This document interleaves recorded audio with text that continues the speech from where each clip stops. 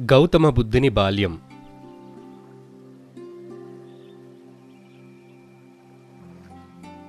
రోజులు గడవసాగాయి. సిద్ధార్థ గురుకులంలో విద్యను అభ్యసించాడు. సిద్ధార్థ గురువు ఒకరోజు మహారాజును కలవడానికి వచ్చాడు. ఆచార్యులకు ప్రణామం. మహారాజా, నేను సిద్ధార్థకు నాకు తెలిపిన విద్యలని నేర్పాను. నిజానికి నాకు తెలియని అనేక విషయాలు అతని వద్ద నుండి నేను తెలుసుకున్నాను అన్నాడు గురువుగారు. ఆ మాటలు విన్న మహారాజు చాలా గర్వపడ్డాడు. సిద్ధార్థ అందరిలాంటి పిల్లవాడు కాదు. అతను అందరితో ఆడటం, గొడవలు పడటం చేసేవాడు కాదు. ఎక్కువ సమయం ఒంటరిగా గడిపేవాడు. రాజ ఉద్యానవనంలోని పక్షులు, జంతువులతో ఆడుకునేవాడు.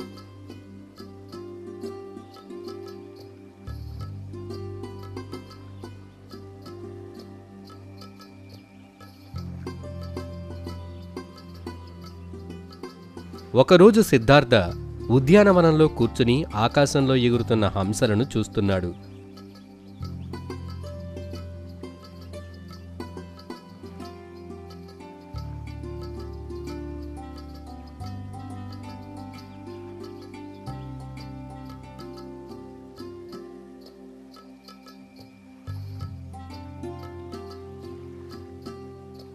ఇంతలో ఒక హంస బాణం తగిలి క్రిందకు పడిపోయింది. సిద్ధార్థ దానిని ఎత్తుకొని ఆ బాణాన్ని తొలగించి దానిని ప్రేమతో నిమిరాడు.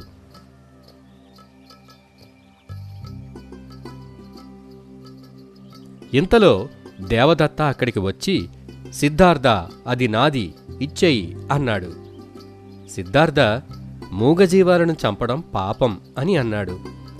హితబోధలు చెయ్యకు, దాన్ని నేను వేటాడాను కాబట్టి అది నాదే, నాకిచ్చేయి అన్నాడు. ఏ జీవిని చంపే హక్కు నీకు లేదు, దీన్ని వదిలేయి అన్నాడు సిద్ధార్థ.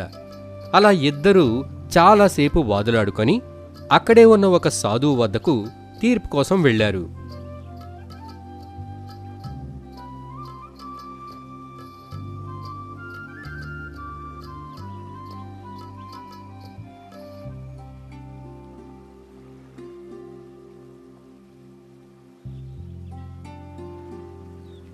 ఏమిటి రాకుమారులారా, ఎలా వచ్చారు అని అడిగాడు సాధువు. వారు జరిగిన గొడవంతా చెప్పారు.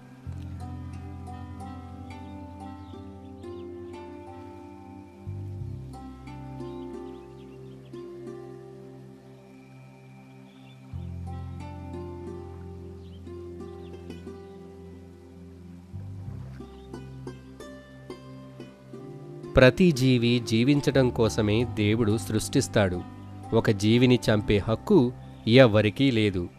కనుక ఈ హంస దాన్ని వేటాడిన వారికి కాక దాన్ని కాపాడబోయిన వారికే దక్కుతుంది. ఇది సిద్ధార్థకే దక్కుతుంది. సిద్ధార్థ, దేవదత్త తప్పు చేసినప్పటికీ నువ్వు అతన్ని క్షమించవచ్చు అని చెప్పాడు సాధువు.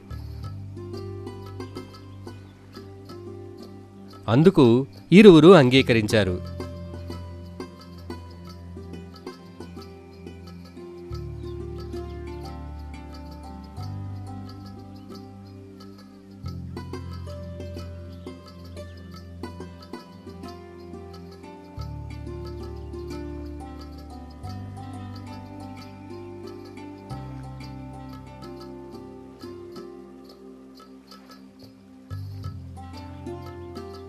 ఆ తరువాత ఆ సాధువు పాముగా మారి అక్కడి నుండి అదృశ్యమయ్యాడు. గౌతమ బుద్ధుని వివాహం.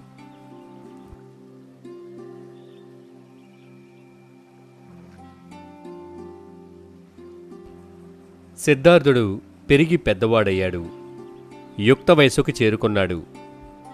అతను ఒక దయగల హృదయం కలిగిన వ్యక్తి. ఆయన అహింసా మార్గాన్ని ఇష్టపడేవాడు.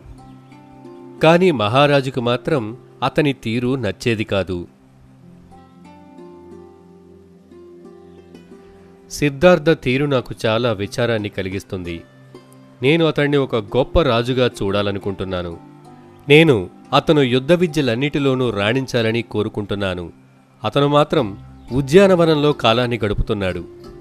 దిగులు పడకండి మహారాజా, యువరాజుని తన ఊహాలోకంలోంచి బయటకు రప్పించే మంచి మార్గం ఒకటి చెప్తాను. మనం ఒక మంచి యువతిని వెతికి ఆయనకు వివాహం జరిపించాలి. మీరు చెబుతున్నది నిజమే అనిపిస్తుంది. దానికి తగ్గ ఏర్పాట్లను చెయ్యండి. శుద్ధోదన మహారాజు తన పొరుగురాజైన సుప్రబుద్ధుని కూతురితో సిద్ధార్థుని వివాహం జరిపించాలని అనుకుంటాడు. అయితే సుప్రబుద్ధుడు తన కుమార్తెను వివాహం చేసుకోవడానికి అనేక మంది రాకుమారులు సిద్ధంగా ఉన్నారని, యుద్ధకళల్లో ఎవరైతే ప్రతిభ కనపరుస్తారో వారికే తన కుమార్తెనిచ్చి వివాహం చేస్తానని చెబుతాడు. సిద్ధార్థుడు ఖడ్గవిద్య, గుర్రపు స్వారీ, ధనుర్విద్యలలో తన ప్రతిభా పాటవాలను చూపి రాకుమారిని వివాహమాడతాడు. సిద్ధార్థుని వివాహం యశోధరతో అత్యంత వైభవంగా జరుగుతుంది. సిద్ధార్థుడి తండ్రి సిద్ధార్థునికి 2 కోటలను బహుమతిగా ఇస్తాడు. అందమైన ఉద్యానవనం మధ్యలో ఎంతో అందంగా తీర్చిదిద్దబడిన ఆ 2 కోటలలోకి బయట వ్యక్తులు ఎవరూ ప్రవేశించకుండా చూస్తాడు మహారాజు. సిద్ధార్థుడు ఆ కోటల లోపలే ఉంటూ బయట ప్రపంచాన్నే పూర్తిగా మరిచిపోతాడు. సిద్ధార్థుడికి కావలసిన విందు వినోదాలు అన్నీ ఆ కోటలోనే ఏర్పాటు చేస్తాడు మహారాజు. సిద్ధార్థునికి విందులు వినోదాలు తప్ప మరొక ప్రపంచం తెలియకుండా పోతుంది. రోజులు గడుస్తాయి. సిద్ధార్థుడు తండ్రి అవుతాడు. సిద్ధార్థుడికి రాహుల అనే కొడుకు జన్మిస్తాడు. తను అనుకున్నట్లుగా తన కుమారుడు వైవాహిక జీవితంలోకి అడుగుపెట్టినందుకు మహారాజు ఎంతో సంతోషిస్తాడు.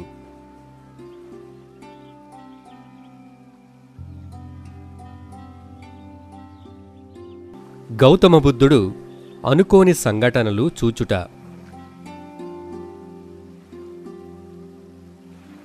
సిద్ధార్థుడు రోజూ రాత్రి తన భోజనం తరువాత సంగీతం వినేవాడు.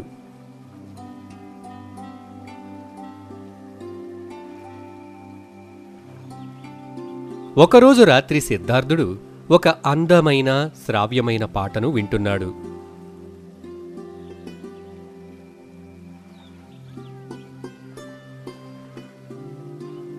ఆ పాటలో ఈ ప్రపంచంలోని అందాల గురించి వింతల గురించి గొప్పగా వర్ణించబడింది.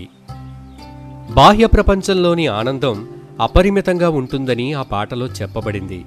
అది విన్న సిద్ధార్థుడికి బాహ్య ప్రపంచాన్ని దర్శించాలన్న కోరిక కలిగింది.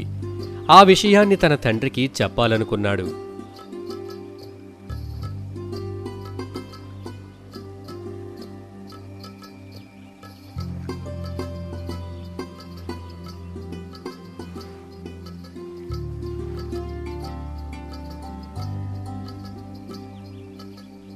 నాన్నగారు, నేను ఈ కోట దాటి బయటకు వెళ్ళి బాహ్య ప్రపంచాన్ని చూడాలనుకుంటున్నాను.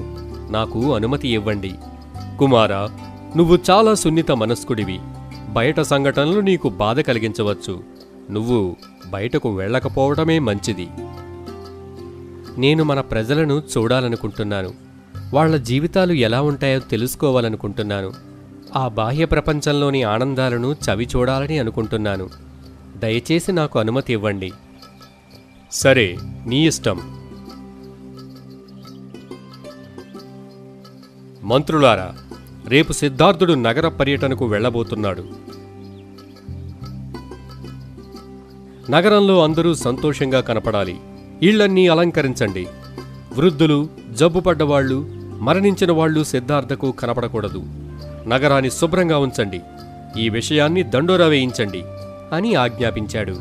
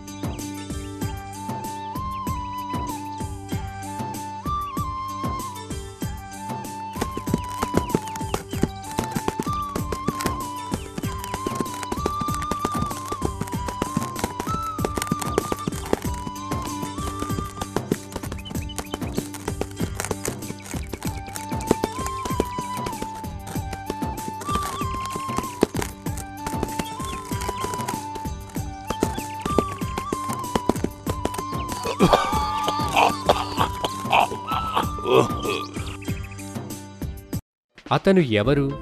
అతనికి ఏమైంది? అతను ఒక వృద్ధుడు యువరాజా. వృద్ధుడు అంటే? అంటే ప్రతి వ్యక్తి తన జీవితంలో చేరవలసిన స్థితి. యువరాజా, ఆగండి, అక్కడికి మీరు వెళ్ళకూడదు. ఇతనికి ఏమైంది? ఎందుకు ఏడుస్తున్నాడు? అతను జబ్బుపడ్డాడు. మరణం కోసం ఎదురు చూస్తున్నాడు. మరణం అంటే? జీవితంలో ఆఖరి స్థితి మరణం. అది అందరికీ వస్తుంది. అందరికీనా? అంటే మహారాజుకు, యశోధరకు, నాకు కూడానా? అవును యువరాజా.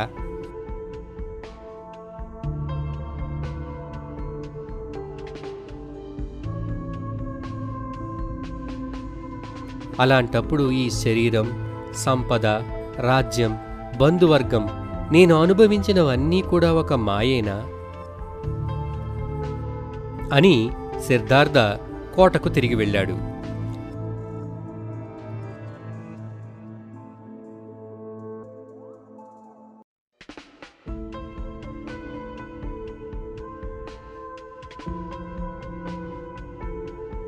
ఆ సంఘటనలన్నీ చూశాక సిద్ధార్థకు ఏమీ తినబుద్ధి కాలేదు. ఆ బాధలన్నిటికీ పరిష్కారం ఏమిటా అని ఆలోచించసాగాడు.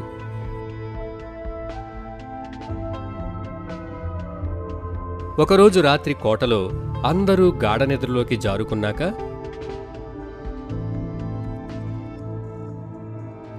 సిద్ధార్థుడు తన గుర్రంపై కోట నుండి బయటకు వెళ్ళిపోయాడు. అతను అడవుల వైపు వెళ్ళిపోయాడు. ఏపీ మరియు తెలంగాణ స్టేట్ సిలబస్ 1 నుండి 10వ తరగతి వరకు తెలుగు మరియు ఇంగ్లీష్ మీడియం ఉచిత యూట్యూబ్ వీడియోల కోసం సబ్స్క్రైబ్ చేసుకోండి ప్రతిభ యూట్యూబ్ ఛానల్.